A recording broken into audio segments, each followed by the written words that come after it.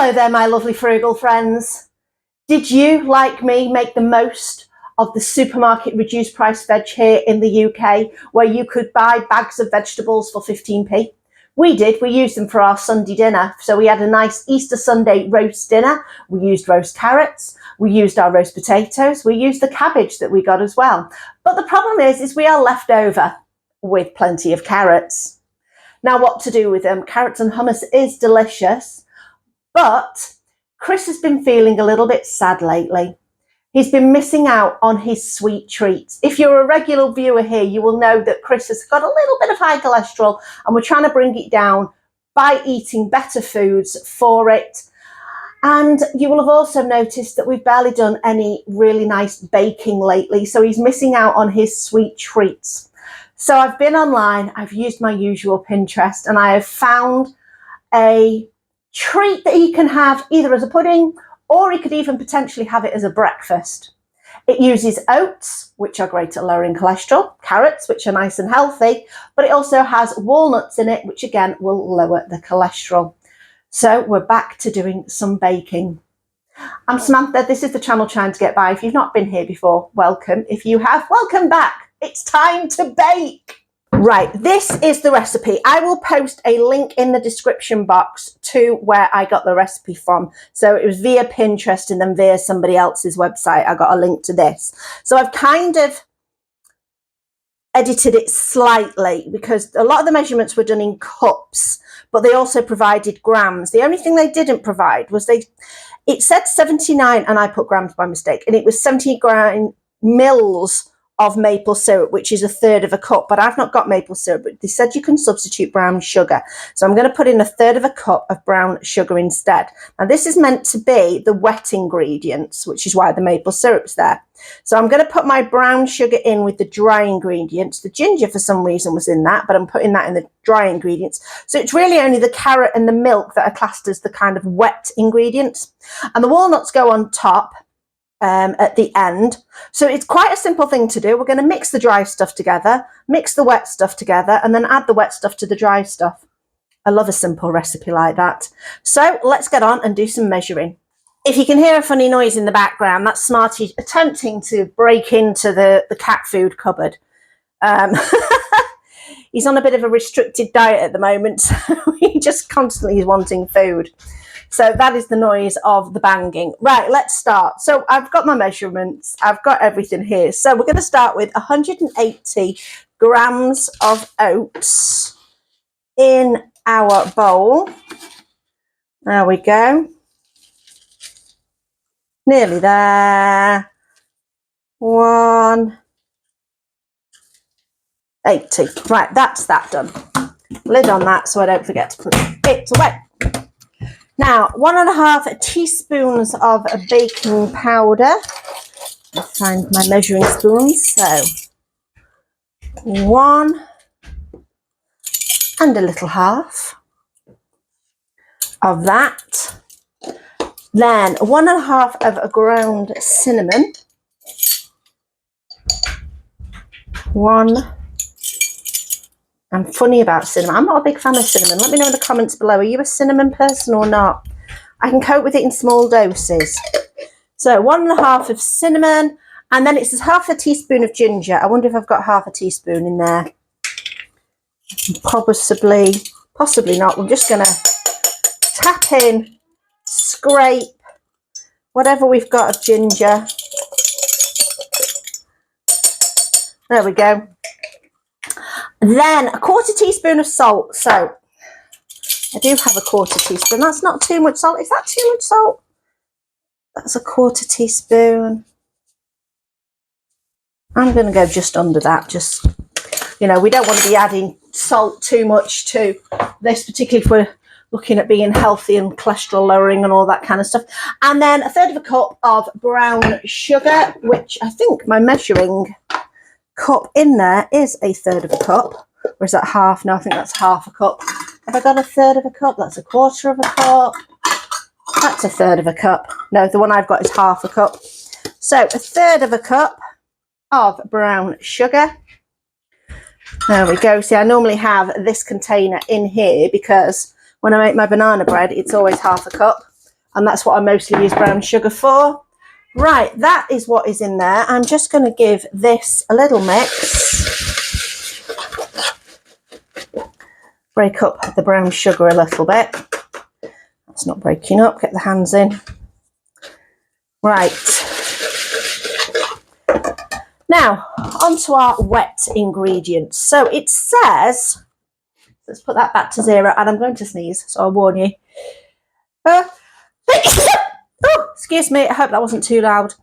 135 grams of grated carrots. So I'm going to just kind of measure out our carrots, and then I'll get an estimate.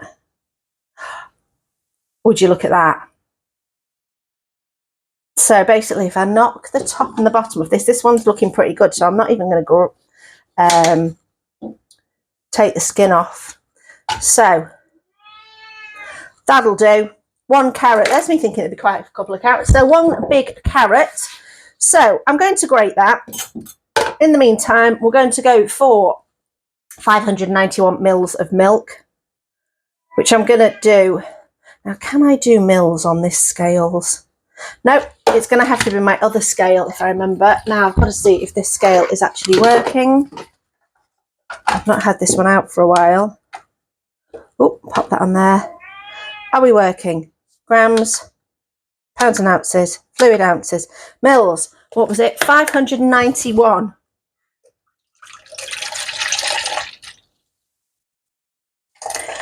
Well, not enough milk in there. I'll be back. Right, I'm back. Fortunately, the scale didn't go off in the time. It took me to nip upstairs to the upstairs pantry. So 591. Okay. Oh, 593. Terrible. Right, the next thing is I'm going to grate this carrot. I'm going to do it on the finest bit of my grater. And you don't want to watch me grate this carrot, so I'll be back. And by the magic of YouTube, here we go. It's all done. I've put it in there. I'm going to give it a little mix. There we go. And then we're going to pour the wet into the dry, and I'm going to use a spatula just to mix it all together. Let's see how this comes out. It's meant to be quite a liquidy mixture. There we go.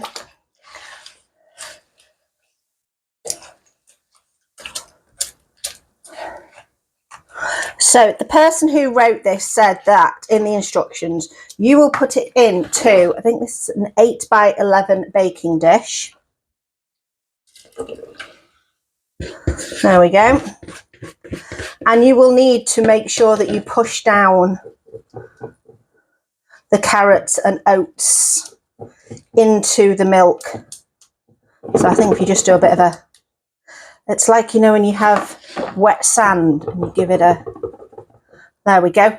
Oh, now what have we got? Walnuts. Have we got walnuts? We have walnuts. Not many walnuts, but we have a few. So I'm just going to sprinkle these on top. The walnuts that I have are quite chunky, so we'll get all those out. And I'm just going to give these a little bit of a bash with my rolling pin. So watch out below, flying walnuts potentially. There we go. That's a little bit better. They'll stretch a bit further once they're broken up. I've probably not quite got the 50 grams, but I'm using what I've got. And I'm just going to sprinkle these on top. Oh, that's not too bad. That's going to create a nice little coating. And again, just make sure that these, oh, Smarty, you're so dramatic. So I'm just going to make sure with the back of the spatula, just push those walnuts in as well. Okay. Directions are 190 normal, so that's 170 fan, for 32 to 37 minutes, depending on your oven, until the edges are lightly golden. Now, I have been good, and I have, say hello, Smarty. Smarty, hello. I have been good and got something else in the oven as well. I've made some of my vegan sandwich meat, so we're not wasting oven time. So the clock on the oven, which is not the actual time, says 12:31, so I'm going to come back and look at this when the oven says 1 o'clock, and we'll see where we're up to. In the meantime, I need to clean this up. Oh, the joys. How's that for cleaning up? Looks much better. Have put the majority of it in the dishwasher, did cheat slightly. Right, I've just got this out of the oven. It's been in 36 minutes. It has gone golden, but it did kind of bubble up in this corner and ooze and go on the bottom of the oven. Fortunately, I do keep a tray on the bottom of the oven, so it's hit that, not the actual oven. It's still, I'm not sure, it did look a little bubbly and liquidy, but it seems it's been out about 2 minutes and already it feels like it's starting to firm up. So I'm going to leave this to cool completely in here before I take it out. The only thing I am going to do, which I do tend to do on any kind of baking, is just run a knife around the edge while it's still a little bit warm, so I can just give myself a little bit of grace on things being able to come out. This little offset spatula comes in very, very handy. All right, so I mean, still quite wet, but we shall see what happens once it has cooled. I didn't realise at this point that we'd completely lost all our audio, so until I was recording. So let me tell you what we did. I cut it up while it was still warm. So I cut it into 12 pieces, and I do this when it's warm because I always find it's easier to cut up while we've got a little bit of warmth in there. And then we completely left it for about 2.5 hours to cool down.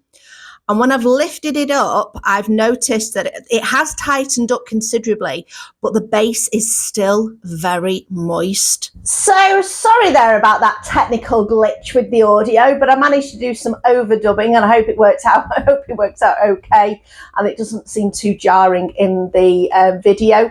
Anyway, as I said at the end of that section, that the base of it was still quite moist and a little bit too moist. It wasn't pleasant to a certain degree.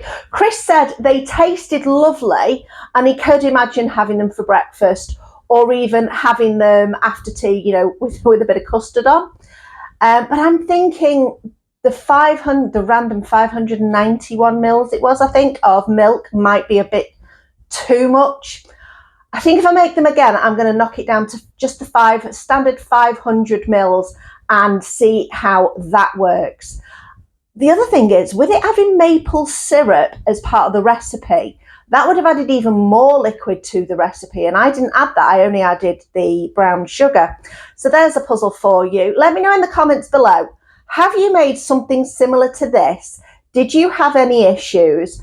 And do you think my idea of reducing the liquid down to the 500 will work? I have put them in the freezer and they've frozen beautifully, and Chris had one this morning and just nuked it in the microwave for a little while until it had warmed up, and he kind of had it as more of a warm breakfast as opposed to a cold sliced breakfast, and he said they warmed up pretty well and it took a little bit of the moisture out of it when it warmed it up, but yeah, we'll see how we go. Let me know, like I say, in those comments below, and check out some more videos over here of other things I'd like to bake.